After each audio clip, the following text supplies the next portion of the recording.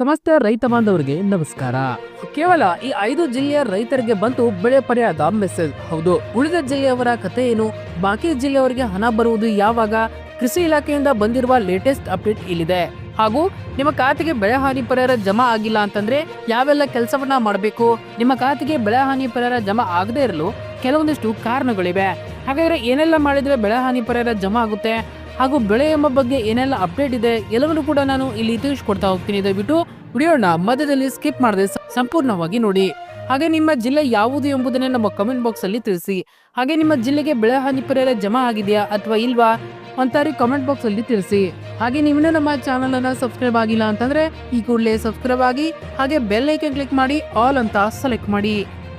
ಹೌದು ರೈತ ಬಾಂಧವರೇ, ರಾಜ್ಯದಲ್ಲಿ ಬರಗಾಲ ಅತಿವೃಷ್ಟಿಯಿಂದ ಆದ ನಷ್ಟಕ್ಕೆ ಸರ್ಕಾರದ ಪರಿಹಾರ ನೀಡಲು ಮುಂದಾಗಿದೆ. ಈಗ ಬಂದಿರುವ ತಾಜಾ ಮಾಹಿತಿ ಪ್ರಕಾರ ಮೊದಲ ಹಂತದಲ್ಲಿ ಪ್ರಾಯೋಗಿಕವಾಗಿ 5 ಜಿಲ್ಲೆಗಳ ರೈತರಿಗೆ ಹಣ ಬಿಡುಗಡೆ ಮಾಡಲಾಗುತ್ತಿದೆ. ಉತ್ತರ ಕರ್ನಾಟಕದ ಕೆಲ ಜಿಲ್ಲೆಗಳಿಗೆ ಬೆಳೆ ಹಾನಿ ಪರಿಹಾರ ಜಮಾ ಆಗಿದೆ. ಆ ಜಿಲ್ಲೆಗಳು ಯಾವ್ಯಾವ ಎಂಬುದನ್ನ ನಾನು ವಿಡಿಯೋದ ಕೊನೆಯಲ್ಲಿ ಹೇಳ್ತೇನೆ. ದಯವಿಟ್ಟು ವಿಡಿಯೋನ ಮಧ್ಯದಲ್ಲಿ ಸ್ಕಿಪ್ ಮಾಡದೆ ಸಂಪೂರ್ಣವಾಗಿ ನೋಡಿ. ಆದ್ರೆ ರೈತರು ಒಂದು ವಿಷಯವನ್ನ ನೆನಪಿಟ್ಕೋಬೇಕು, ನಿಮ್ಮ ಜಿಲ್ಲೆ ಈ ಲಿಸ್ಟ್ ನಲ್ಲಿ ಇದ್ದರೂ ಕೂಡ ನಿಮ್ಮ ಬ್ಯಾಂಕ್ ಖಾತೆಗೆ ಆಧಾರ್ ಸೀಡಿಂಗ್ ಆಗಿದ್ದರೆ 1 ರೂಪಾಯಿ ಕೂಡ ಜಮಾ ಆಗಲ್ಲ. ಸರ್ಕಾರ ಈ ಬಾರಿ ಬಹಳ ಸ್ಟ್ರಿಕ್ಟ್ ಆಗಿದೆ. ಹಾಗಾಗಿ ಈ 5 ಜಿಲ್ಲೆ ರೈತರಿಗೆ ತಕ್ಷಣ ಬ್ಯಾಂಕ್ಗೆ ಹೋಗಿ ಚೆಕ್ ಮಾಡ್ಕೊಳ್ಳಿ. ಹೌದು, ನಿಮ್ಮ ಬ್ಯಾಂಕ್ ಖಾತೆಗೆ ಆಧಾರ್ ಸೀಡಿಂಗ್ ಆಗದಿದ್ದರೆ 1 ರೂಪಾಯಿ ಕೂಡ ಜಮಾ ಆಗಲ್ಲ. ಸರ್ಕಾರ ಈ ಬಾರಿ ಬಹಳ ಸ್ಟ್ರಿಕ್ಟ್ ಆಗಿದೆ. ಹಾಗಾಗಿ ಈ 5 ಜಿಲ್ಲೆಯ ರೈತರು ತಕ್ಷಣ ಬ್ಯಾಂಕ್ಗೆ ಹೋಗಿ ಚೆಕ್ ಮಾಡ್ಕೊಳ್ಳಿ. ಇನ್ನುಳಿದ ಜಿಲ್ಲೆಯ ರೈತರು ಆತಂಕ ಪಡುವ ಅಗತ್ಯವಿಲ್ಲ. ಇದು ಮೊದಲ ಹಂತವಷ್ಟೇ. ಹಂತ ಹಂತವಾಗಿ ಎಲ್ಲ ರೈತರು ಕೂಡ ಪರಿಹಾರ ಸಿಗಲಿದೆ ಎಂದು ಇಲಾಖೆಯ ಮೂಲಗಳು ತಿಳಿಸಿವೆ. ಮುಂದಿನ ಜಿಲ್ಲೆಗಳ ಲಿಸ್ಟ್ ಬಂದ ತಕ್ಷಣ ನಮ್ಮ ಚಾನೆಲ್ ನಲ್ಲಿ ನಾನು ತಿಳಿಸ್ತಾ ಹೋಗ್ತೀನಿ.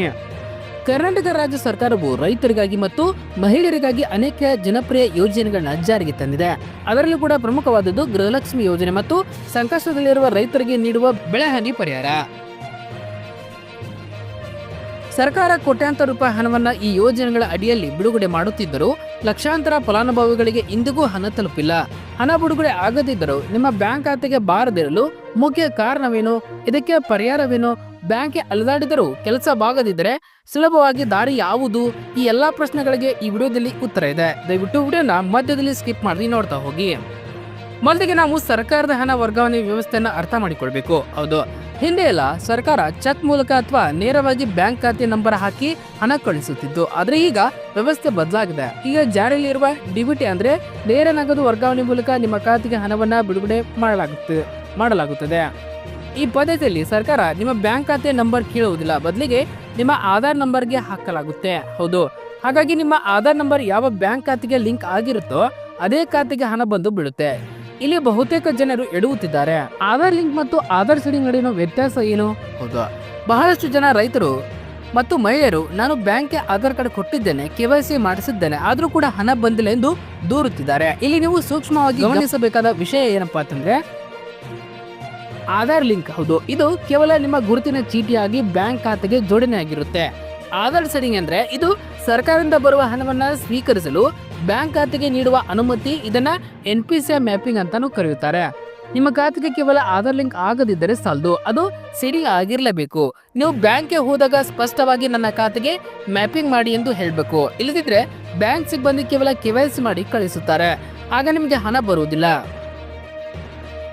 ಇನ್ನು ಗೃಹಲಕ್ಷ್ಮಿ ಯೋಜನೆ ಫಲಾನುಭವಿಗಳ ಗಮನಕ್ಕೆ ಇದು. ಹೌದು, ಗೃಹಲಕ್ಷ್ಮಿ ಯೋಜನೆಯಡಿ ಪ್ರತಿ ತಿಂಗಳು 2,000 ರೂಪಾಯಿಗಳನ್ನ ಯಜಮಾನಿಯರ ಖಾತೆಗೆ ಹಾಕಲಾಗುತ್ತಿದೆ.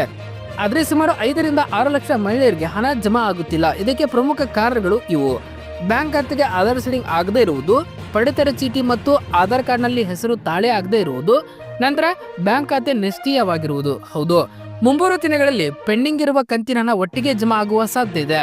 ಆ ಸಮಯದಲ್ಲಿ ನಿಮ್ಮ ಖಾತೆ ಸರಿ ಇಲ್ಲದಿದ್ರೆ ಬಂದ ಹಣ ವಾಪಸ್ ಸರ್ಕಾರದ ಬೊಕ್ಕಸಕ್ಕೆ ಹೋಗುತ್ತೆ. ಅದರಿಂದ ಕೂಡಲೇ ನಿಮ್ಮ ಬ್ಯಾಂಕ್ ಖಾತೆ ಚೆಕ್ ಮಾಡ್ಕೊಳ್ಳಿ.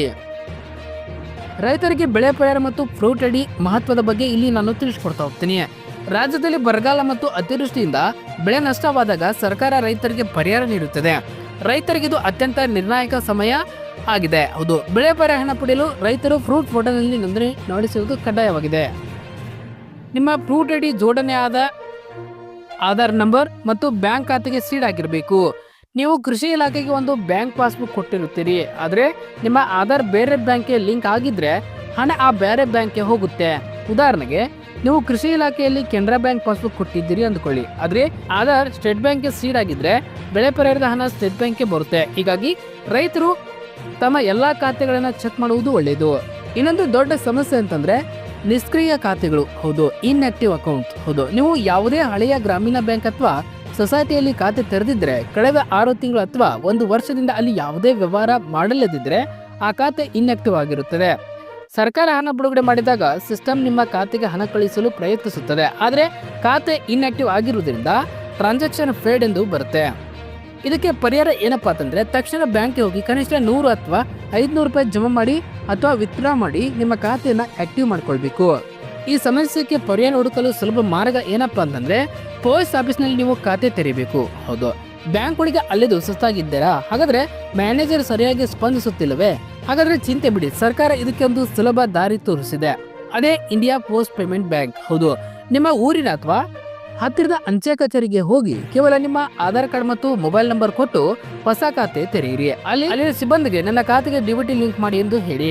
ಕೇವಲ 24ರಿಂದ 48 ಗಂಟೆಗಳಲ್ಲಿ ನಿಮ್ಮ ಆಧಾರ್ ಸೀಡಿಂಗ್ ಆಗುತ್ತದೆ.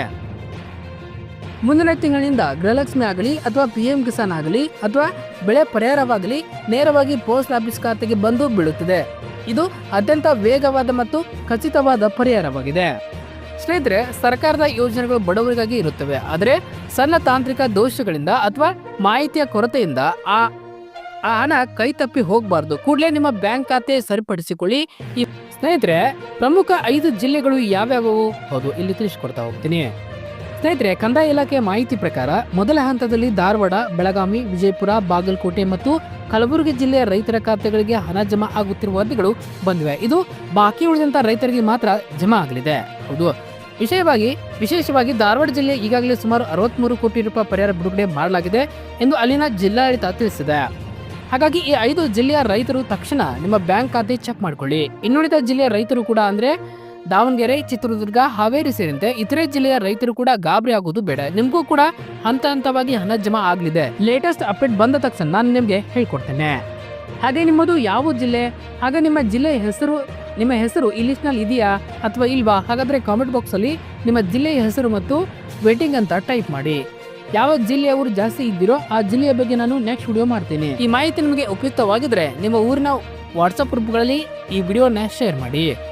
ಹಾಗೂ ರೈತ ಮಿತ್ರರಿಗೂ ಮತ್ತು ಕುಟುಂಬದವರಿಗೆ ಶೇರ್ ಮಾಡಿ. ಇದರಿಂದ ಒಬ್ಬ ಬಡವನಿಗಾದ್ರೂ ಸಹಾಯವಾದರೆ ನಮ್ಮ ಶ್ರಮ ಸಾರ್ಥಕವಾಗುತ್ತದೆ.